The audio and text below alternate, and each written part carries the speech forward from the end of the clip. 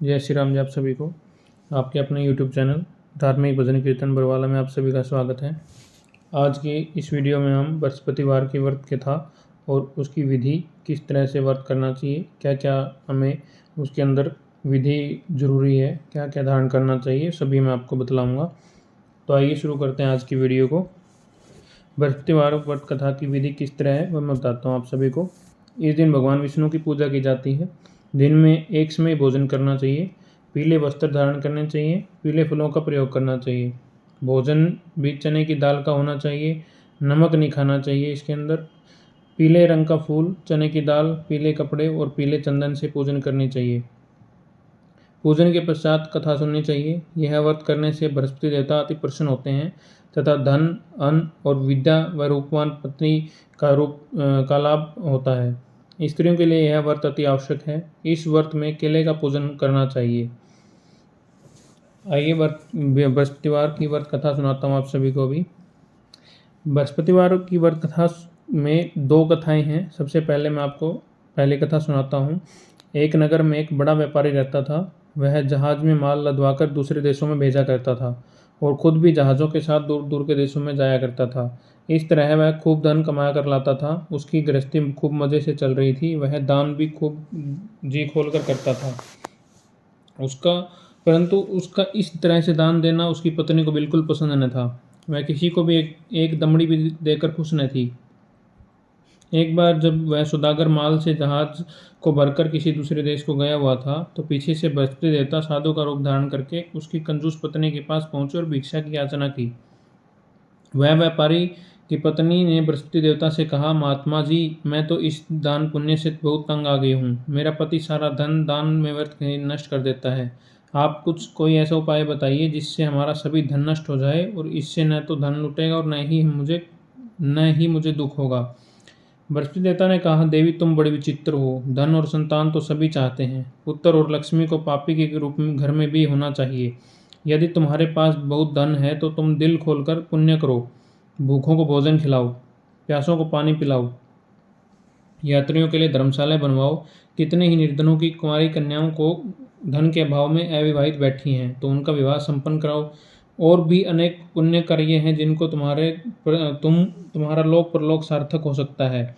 लेकिन व्यापारी की पत्नी में बड़ी ढीठ थी। उसने कहा, महात्मा जी, मैं इस विषय में आपसे कोई बात नहीं सुनना चाहती। मुझे ऐसे धन की कोई आवश्यकता नहीं जो दूसरों को बांटती फिरूं। बृहस्पति देवता बोले, यदि तुम्हारी ऐसी इच्छा है तो फिर ऐसा ही होगा। तुम 7 बृहस्पतिवार गोबर से घर लिपकर पीली मिट्टी से अपने केशों को धोना, भोजन में मांस मदिरा ग्रहण करना, कपड़े धोना, बस तुम्हारा सारा धन नष्ट हो जाएगा। इतना कहकर बृहस्पति देव अंतर्ध्यान हो गए।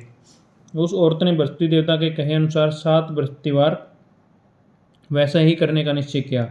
केवल 6 गुरुवार बीतने पर ही उस स्त्री का संपूर्ण धन नष्ट हो गया और वह स्वयं भी परलोक सिधार गई।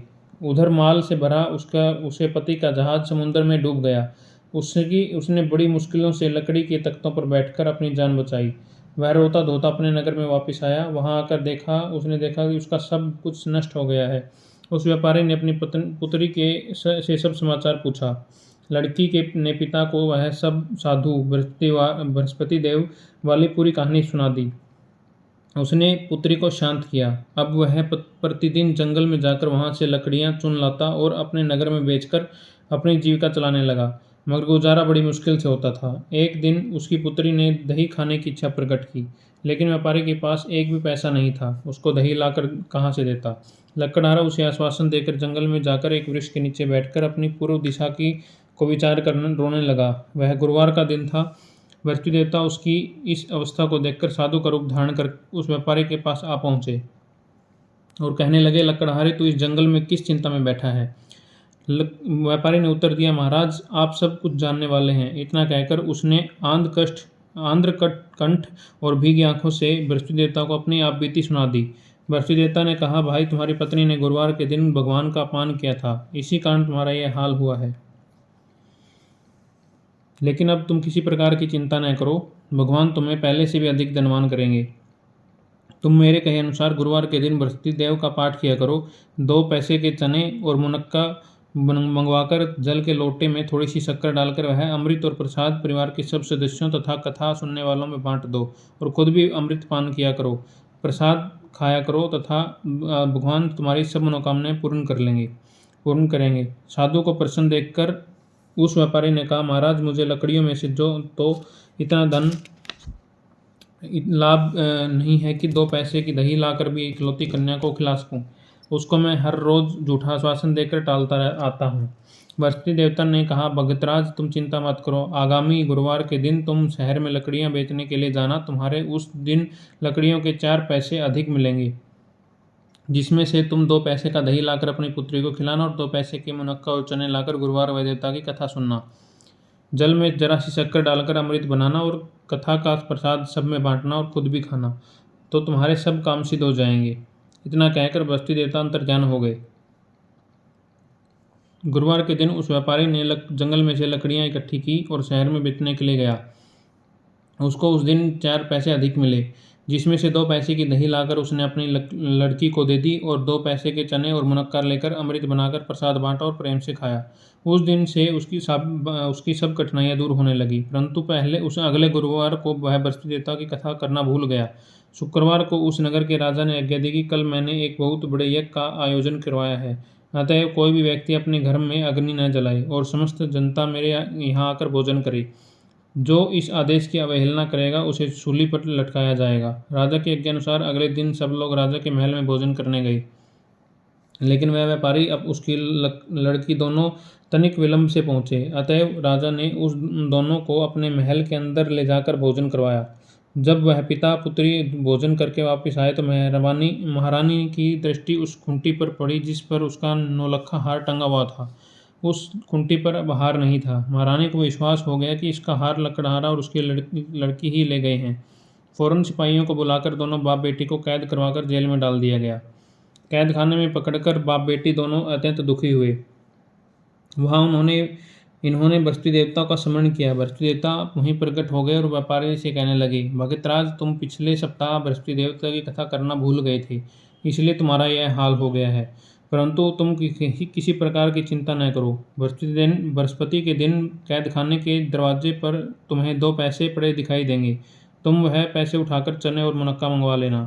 फिर विधि पूर्वक बृहस्पति देवता का पूजन और कथा करना, तुम्हारे सब दुख दूर हो जाएंगे। बृहस्पतिवार के दिन उस व्यापारी को जेल के मुख्य द्वार के पास 2 पैसे पड़े हुए मिले। बाहर सड़क पर एक स्त्री जा रही थी। व्यापारी ने उसे बुलाकर कहा कि वह बाजार से उसे 2 पैसे के चने और मुनक्का ला दे, ताकि मैं बृहस्पति देवता की कथा कर सकूं। इस पर उस स्त्री ने कहा कि मैं अपनी बहू के लिए कपड़े सिलवाने जा रही हूँ, मैं बृहस्पति भगवान को क्या जानूं। इतना कहकर वह औरत वहाँ से चली गई। थोड़ी देर बाद वहाँ से एक और स्त्री निकली। व्यापारी ने उस स्त्री को बुलाकर प्रार्थना की, बहन तुम मुझे बाजार से 2 पैसे के चने और मुनक्का ला दो, उसने मुझे बृहस्पति देवता की कथा सुननी है। वह स्त्री बृहस्पति देवता का नाम सुनकर बोली, बलिहारी जाऊं वीर भगवान के नाम पर मैं तुम्हें अभी मुनक्का और चने लाकर देती हूँ। मेरा इकलौता बेटा मर गया है, मैं उसके लिए कफन लेने जा रही थी, मगर अब पहले तुम्हारा काम करूँगी, उसके बाद बेटे के लिए कफन लाऊंगी। उस स्त्री ने व्यापारी से 2 पैसे लिए और बाजार से चने और मुनक्का ले आई और स्वयं भी बृहस्पति देवता की कथा सुनी। कथा समाप्त होने के बाद वह स्त्री अपने पुत्र के लिए कफन लेकर अपने घर की ओर रवाना हुई, तो क्या देखते हैं कि लोग उसके बेटे की लाश को राम नाम सत्य कहते हुए शमशान की ओर ले जा रहे थे। उस स्त्री ने उन लोगों से कहा, भाई मुझे अपने लाडले का मुख तो देखने दो। लोगों ने अर्थी को जमीन पर रख दिया। तब उस स्त्री ने अपने मृत पुत्र के मुख में प्रसाद और अमृत डाला। प्रसाद और अमृत के मुख में पड़ने के साथ ही उसका पुत्र उठ खड़ा हुआ और अपनी माता को गले से लगाकर मिला। दूसरी स्त्री जिसने बृहस्पति देवता का निरादर किया था, वह अपने पुत्र के विवाह के लिए कपड़े लेकर वापस लौटी और उसका पुत्र घोड़ी पर बैठकर बारात में निकला तो घोड़ी ने उसे छलांग मारी। वह जमीन पर आ गिरा और बुरी तरह से घायल हो गया। कुछ ही क्षण के पश्चात वह मर गया।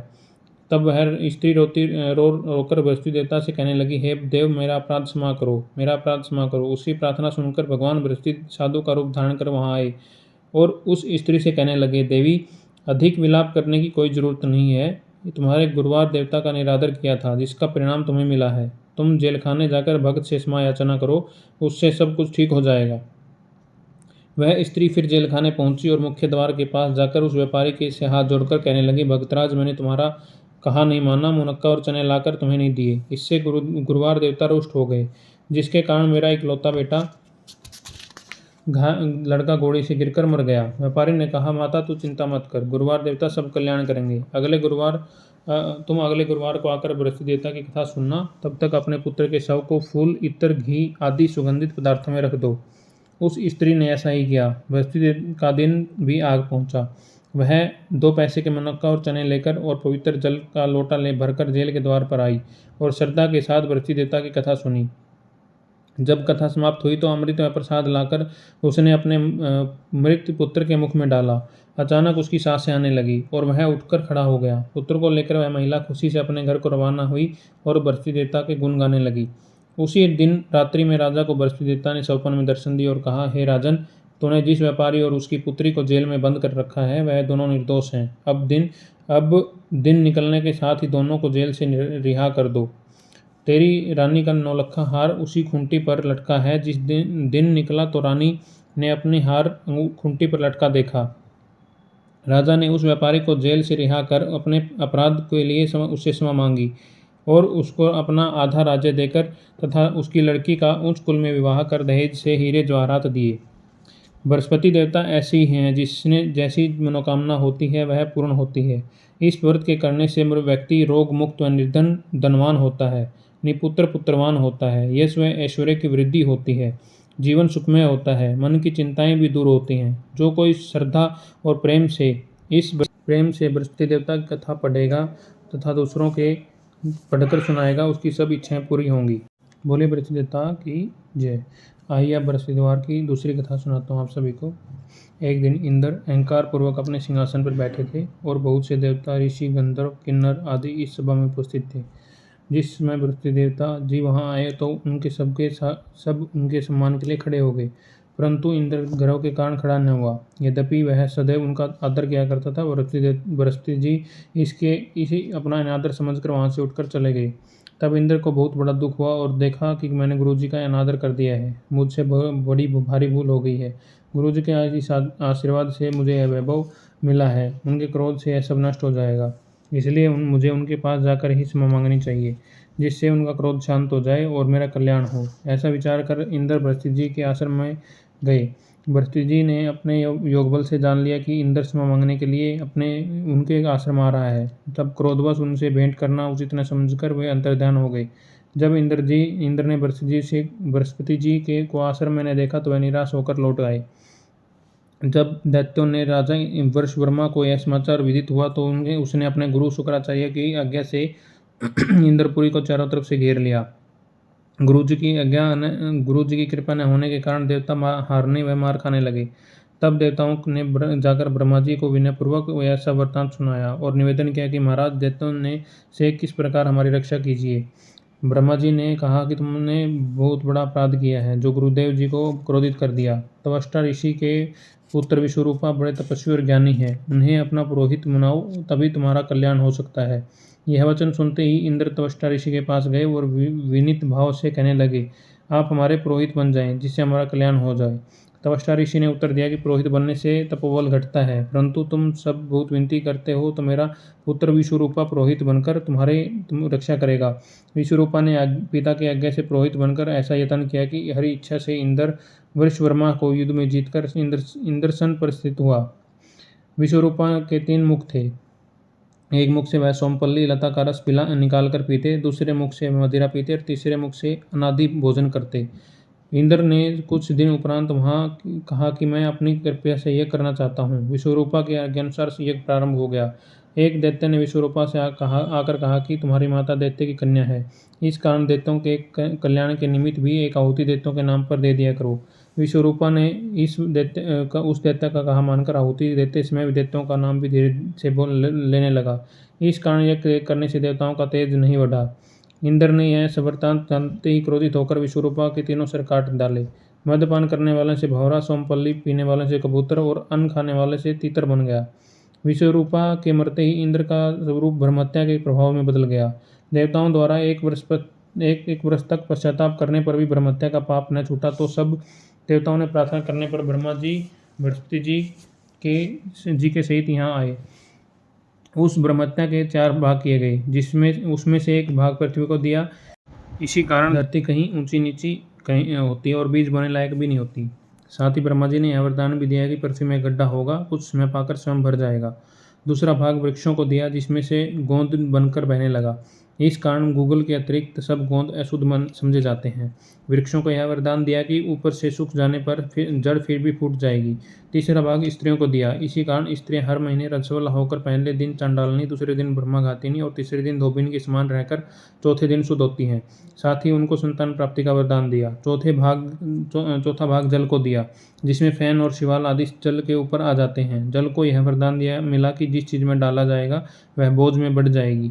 इस प्रकार इंद्र को ब्रह्महत्या के पाप से मुक्त किया गया। जो मनुष्य इस कथा को पढ़ता या सुनता है उसके सब पाप बृहस्पति देव जी की कृपा से नष्ट हो जाते हैं। बोलिए बृहस्पति भगवान की जय। बृहस्पति देव जी की आरती करते हैं। ओम जय बृहस्पति देवा, स्वामी जय बृहस्पति देवा, छिन छिन भोग लगाऊं कदली फल मेवा। ओम जय बृहस्पति देवा, तुम पूर्ण परमात्मा, तुम अंतर्यामी, स्वामी तुम अंतर्यामी, जगत पिता जगदेश्वर, तुम सबके स्वामी। ओम जय बृहस्पति देवा, चरणामत निर्ज निर्मल सज्जन, सब पातक हरदा, स्वामी सब पातक हरदा, सकल मनोरथ दायक, कृपा करो भरता। ओम जय बृहस्पति देवा, तन मन धन अर्पण कर, जो जन शरण पड़े, स्वामी जो जन शरण पड़े, प्रभु प्रगट होकर आकर द्वार खड़े। ओम जय बृहस्पति देवा, दीन दयालु दयानिधि भक्तन हितकारी, स्वामी भक्तन हितकारी, दोष सब हरता भव बंधन हारी। ओम जय बृहस्पति देवा, स्वामी जय बृहस्पति देवा, सकल मनोरथ दायक, सब संशय हारी, स्वामी सब संशय हारी, विषय विकार मिटाओ संतन सुखकारी। ओम जय बृहस्पति देवा, स्वामी जय बृहस्पति देवा, जो कोई आरती तेरी प्रेम सहित गावे, स्वामी प्रेम सहित गावे, ज्येष्ठ आनंद आनंद कर जो निश्चय पावे। ओम जय बृहस्पति देवा, स्वामी जय बृहस्पति देवा, छिन छिन भोग लगाऊं कदली फल मेवा। ओम जय बृहस्पति देवा। बोले बृहस्पति भगवान की जय हो। बोले विष्णु भगवान की जय हो। भगवान बृहस्पति देव जी की आरती व्रत कथा यहीं पर समाप्त होती है। आप सभी को बृहस्पति देव जी की आरती कथा और विधि अगर अच्छी लगी हैं तो आप सभी हमारे चैनल को लाइक करें, सब्सक्राइब करें और आगे शेयर करें। धन्यवाद। बृहस्पति देव भगवान सभी पर कृपा बनाए रखें।